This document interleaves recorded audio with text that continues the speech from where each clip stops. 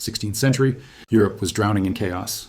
Religious wars tore cities apart, the Black Death returned in brutal waves, and famine consumed the people like an invisible plague. It was a world haunted by the constant shadow of death, and by a desperate hope of finding signs in the heavens and the stars, anywhere that might offer answers. Imagine a room lit only by candles. The air is heavy, smelling of ink, parchment, and smoke.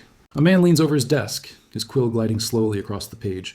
His writing is cryptic, filled with symbols, metaphors, and visions that seem to pierce through the centuries. Each quatrain he composes feels like a hidden key to events that had yet to unfold. That man was Michel de Nostradam, better known as Nostradamus, physician, astrologer, writer, and for many, the most famous prophet in history. A man who supposedly foresaw wars, fires, the rise of empires, and even modern tragedies, centuries before they happened. But here lies the question that still lingers. To what extent did his words shape our vision of the future? Did Nostradamus truly foresee the events that changed humanity? Or did the world bend itself to fit his words? What is prophecy and what is interpretation? And more importantly, why, nearly 500 years later, does his name keep resurfacing in the headlines whenever disaster strikes?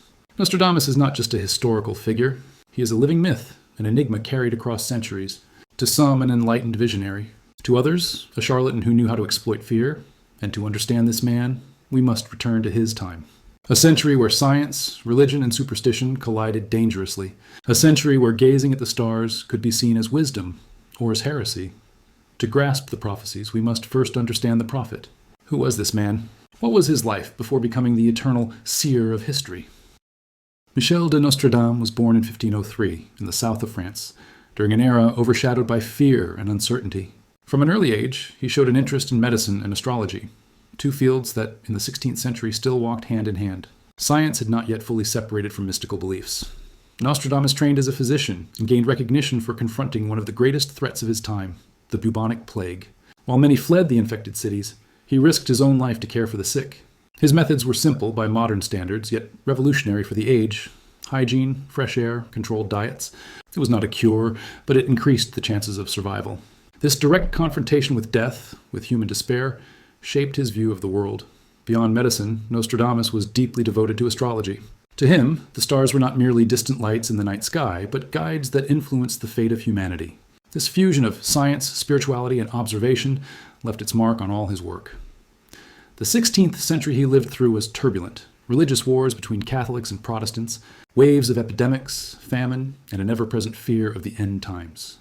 In such an atmosphere, it was no surprise that a man who spoke of the future, even in cryptic verse, would rise to prominence. Nostradamus was not merely a man of his time. He was a reflection of the fears and hopes of a Europe in crisis. And it was in this world of fear and faith that he began to write his famous enigmatic quatrains, collected in a work that would outlive him, the centuries. In 1555, Nostradamus published the work that would change his life and turn him into a legend, Les Prophéties, or the Prophecies. The book was arranged in sections called centuries, each containing 100 poetic verses known as quatrains. In total, he planned to write 1,000, but stopped at just over 900. These verses, written in archaic French with blends of Latin, Greek, and even regional dialects, were not simple predictions. Nostradamus deliberately made them enigmatic, filled with metaphors, obscure imagery, and astrological references. He spoke of kings from the north, or great fires from the sky, seas stained with blood, but never mentioned names or dates with clarity. There was a reason for this cryptic style.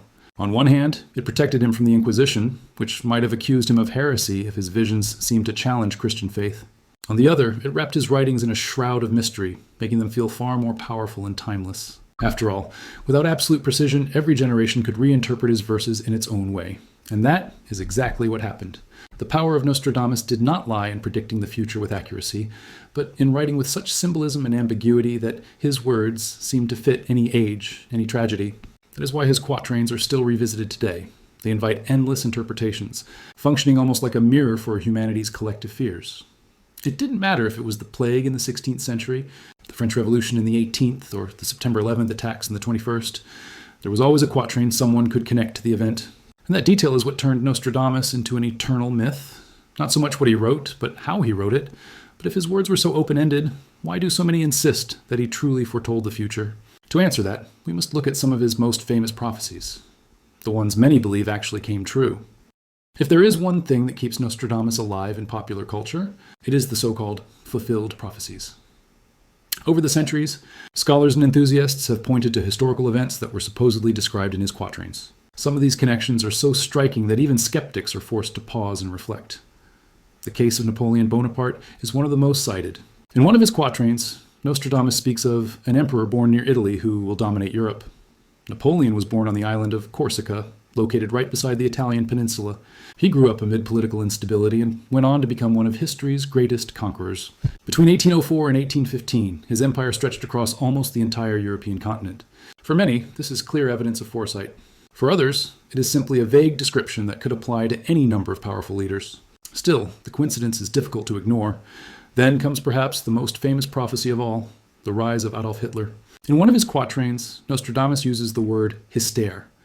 Critics argue that Heister was an old name for the Danube River, yet to interpreters, the resemblance to Hitler was far too obvious to dismiss. Moreover, the quatrain speaks of a young man born on the banks of Central Europe, who would bring devastating war.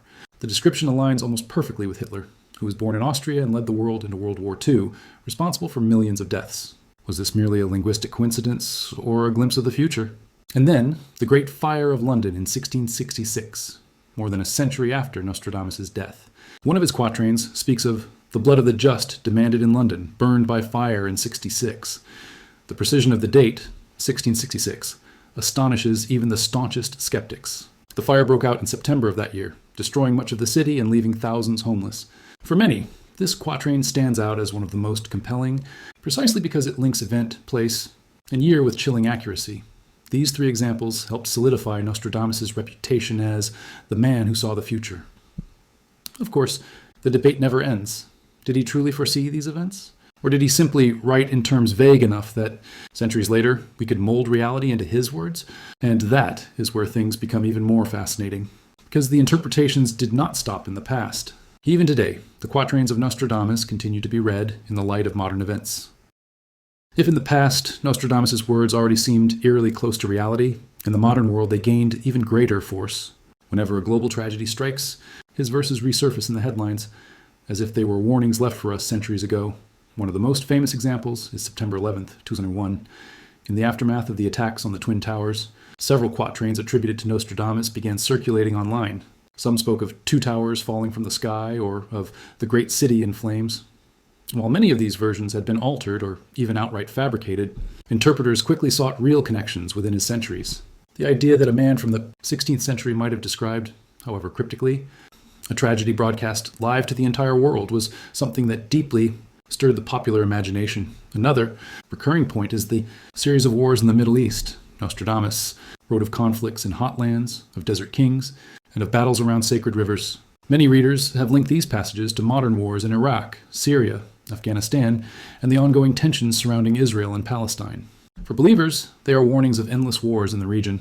For skeptics, they are nothing more than vague descriptions that could be applied to almost any conflict. And then comes one of the most intriguing themes of his prophecies, the Antichrist. Nostradamus wrote of three great figures who would bring widespread destruction. Many believe he already described two, Napoleon and Hitler. The third, they argue, is yet to come, a leader capable of plunging the world into chaos, wars, and unprecedented suffering. This idea, fueled by centuries of interpretation, continues to generate fear and speculation.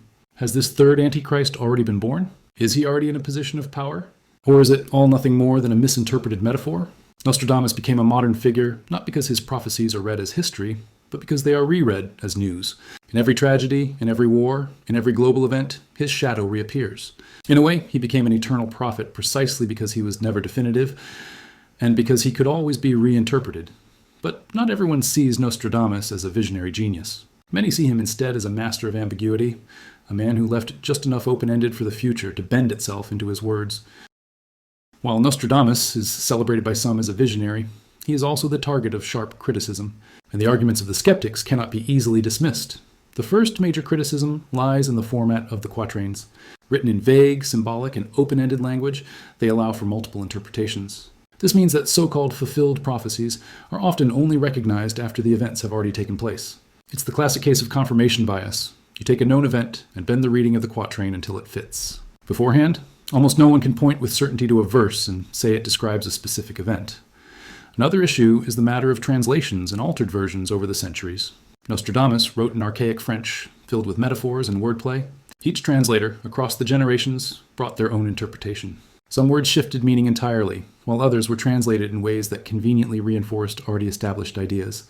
This creates enormous room for manipulation, and in some cases, even deliberate fraud. But perhaps the most dangerous criticism concerns the political and religious use of the prophecies. Throughout history, leaders and groups have used Nostradamus' quatrains to justify wars, reinforce ideologies, or spread fear. During World War II, for example, both the Nazis and the Allies circulated interpretations of Nostradamus to support their actions. Even today, in times of crisis, there are those who invoke his name to give credibility to apocalyptic narratives.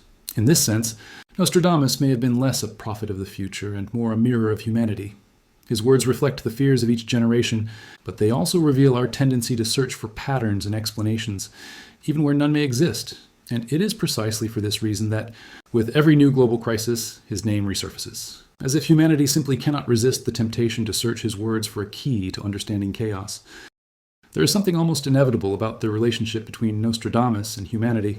Whenever the world plunges into crisis, his name rises back to the surface, as if, in the face of chaos, we needed someone who had already warned us it was coming. It happened during World War II, when pamphlets with supposed predictions of Nostradamus circulated throughout Europe. It happened in 1969, when the moon landing was linked to his quatrains. The same pattern repeated after the September 11th attacks, during the COVID-19 pandemic, and in nearly every major conflict or natural disaster of recent decades. The phenomenon follows a pattern. Something terrible occurs. People feel fear and uncertainty, and soon someone resurrects a passage from the centuries that seems to fit. Social media has only accelerated this process, turning Nostradamus into a kind of official prophet of the internet whenever a global tragedy erupts. But why does this happen? The answer lies in human nature itself. We have a fascination with finding meaning in chaos. When everything feels uncertain, we search for signs, clues, something to explain or justify our collective pain. Nostradamus functions as that timeless oracle. His words, vague and symbolic, adapt to any era, offering a kind of comfort or even a false sense of predictability. In other words, Nostradamus does not return in every crisis simply because he wrote intriguing verses. He returns because we bring him back, because we need to believe that suffering has a script, that someone already foresaw it, and that therefore we're not entirely lost in the face of the future.